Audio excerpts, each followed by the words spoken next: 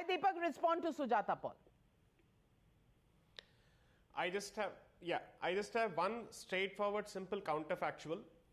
If the Supreme Court had ultimately reversed the judgment of the Allahabad High Court and the All India Muslim Personal Law Board and the Babri Masjid Action Committee had actually won the judgment, had won the matter, and a masjid had been, or a construction of a masjid had been undertaken, and Muslims across the country and all over the world were asked for zakat contributions, would these people have contributed to that particular construction or not? Would they have run it down as political construction? Would they have used a derogatory term such as CHANDAJEEVI when in fact Chanda or let's say Bhiksha is something that is sacred to Hindus? Would they have treated this as a pejorative term? 4.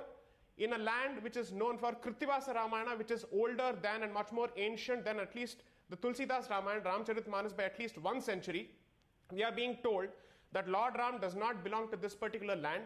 We are being told that something that is treated as the Bible of the Gangetic Plain and the Bible of Bengal, that's exactly the language that was used by Dinesh Chandra Sen in 1911. We are being told that it's perfectly all right for them to use this kind of language. Therefore, the counterfactual clearly tells us what is the definition of secularism that these people subscribe to.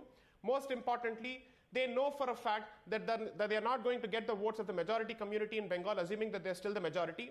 Therefore, they have to somehow prove their secular credentials, which equals anti-Hindu credentials, by effectively saying that we'll run down everything that Hindus hold dear, including Durga Ma, including Sri Ram. And therefore, they are trying to consolidate their vote as far as the 27% is concerned, because as far as development is concerned, TMC is the last party that should be speaking on development. It's in fact a tragic comedy for them to even speak of development. The indicators, we don't need any government mouthpieces to actually speak on this particular issue. Articles have been written in the Scroll and in the Wire, clearly running down the claims made by the Mamata Banerjee government as far as development is concerned.